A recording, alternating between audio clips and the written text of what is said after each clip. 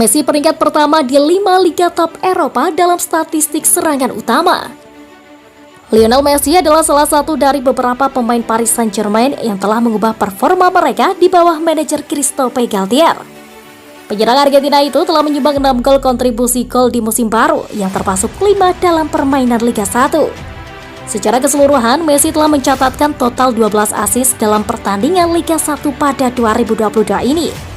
Dari semua pemain di 5 liga top Eropa pada tahun kalender, tidak ada pemain yang mencatatkan lebih banyak assist dalam pertandingan liga selain Messi. Poin pertandingan Lionel Messi versus Lille: 76 sentuhan, 6 sentuhan kunci, 4 duel dimenangkan, 4 bola panjang yang akurat, 2 take on, 2 tembakan tepat sasaran, 1 gol, 1 assist.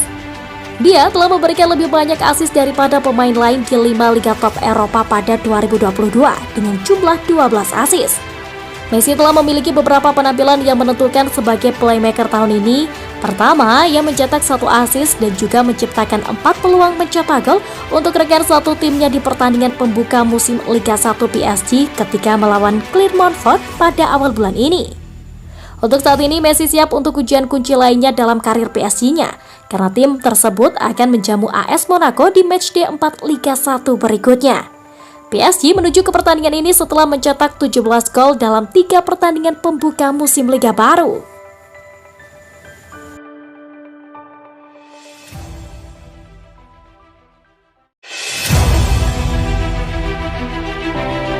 Penjelasan mengapa taktik Galtier menguntungkan Lionel Messi dan Neymar. Mantan manajer Fahid Halilhodžić memuji bos Paris Saint-Germain Christophe Galtier dan bagaimana dia menggunakan pemain bintang raksasa Liga 1 seperti Lionel Messi dan Neymar. Halilhodžić berbicara kepada publikasi Prancis L'Equipe pada hari Minggu setelah klub ibu kota mengalahkan Lille OAC dengan 7-1 di Stade Pierre-Mauroy. Neymar bermain lebih tinggi dan meminta bola di kedalaman yang diberikan Messi kepadanya. Pemain Argentina itu membuat resital di nomor 10 dan permainan sederhana dan dalam interval, kata Halilhodžić. Saya juga merasa dia lebih pintar, dia membawa bola lebih sedikit daripada Barca. Messi adalah sekolah sepak bola. Di posisi ini dia lebih banyak berpikir untuk membantu Neymar dan Mbappe daripada mencetak gol dan memikirkan Ballon d'Or. Ini hal baru yang saya lihat malam ini. Meskipun skor meningkat sejak musim 2022-2023 dimulai, Halilhodžić percaya bahwa tidak semuanya sempurna di PSG ini dan masih harus meningkatkan di area tertentu, seperti penggantian blok pertahanan. Meskipun Galtier memiliki PSG mengklik di Liga 1, yang raksasa Prancis berjuang di bawah mantan manajer Mauricio Pochettino, banyak yang akan menilai apa yang dilakukan pemain berusia 55 tahun itu di Liga Champions UEFA. Meskipun demikian, Halilhodžić merasa bahwa PSG memiliki semua yang diperlukan untuk akhirnya memenangkan Liga Champions musim ini di bawah asuhan Galtier. Skuad ini sejauh ini adalah yang terbaik di dunia, kata Halilhodžić. Setelah itu, ini juga masalah hubungan sosial antara para pemain. Mereka harus disatukan dalam sebuah proyek bersama sehingga setiap orang mengesampingkan ego mereka dan tetap pada tingkat ini dan dalam semangat kolektif ini.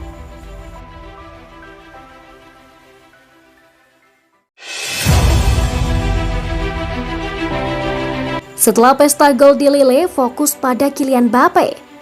Kylian Mbappe adalah salah satu kekuatan pendorong di balik kemenangan Parisien di Lille, mencetak 3 gol sebagai bagian dari trio penyerang yang berapi-api. Melihat kembali penampilannya yang luar biasa, tidak ada yang perlu dikhawatirkan tentang penampilan Kylian Mbappe. Hanya ada sedikit keterlambatan di awal, menyusul skorsing dan otot kecil, tapi tidak ada yang bisa memperlambat serangannya yang seperti raksasa pada statistik sepak bola Prancis. Harus dikatakan bahwa rekornya berbicara banyak tentang kemampuannya untuk menduduki peringkat teratas. 4 trofi pencetak gol terbanyak Liga 1 dengan gelar pemain paling menentukan di Eropa diraih pada akhir musim ini.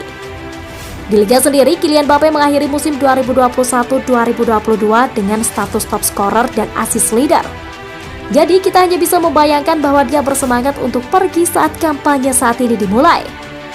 Dan tidak butuh waktu lama baginya untuk mulai membuat pertahanan lawan bergetar. Juga jaringnya. Dia mencetak gol dengan tendangan volley yang luar biasa dari tendangan sudut. Dan saat pemain nomor 7 itu lapar untuk pertandingan keduanya musim ini melawan Lille, hanya 8 detik yang dibutuhkan Kylian untuk mencetak gol pertamanya di pertandingan ini.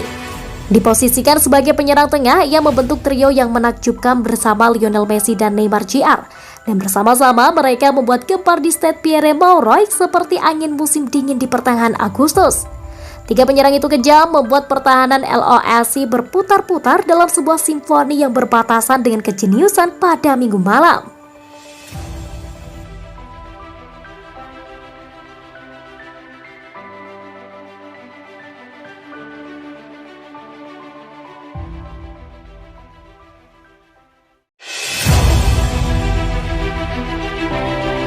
Juventus segera rampungkan transfer gelandang PSG.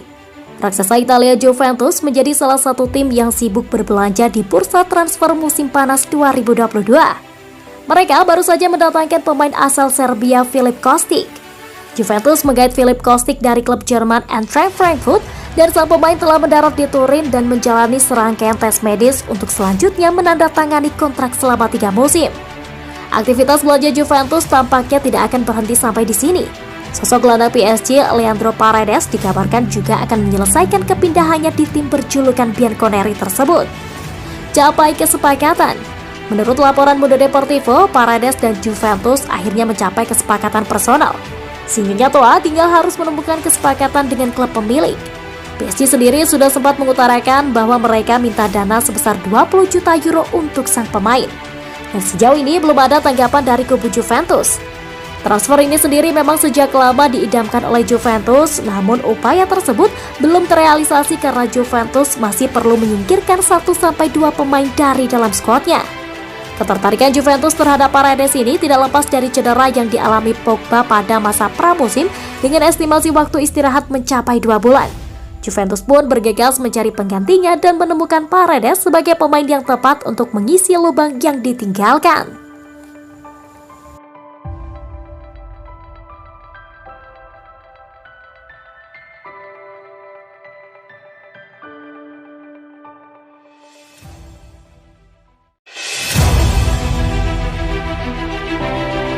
Napoli mencoba merekrut kiper PSG Keylor Navas. Masa depan kiper Paris Saint-Germain Keylor Navas masih belum jelas karena pemain berusia 35 tahun itu adalah cadangan bagi Gianluigi Donnarumma.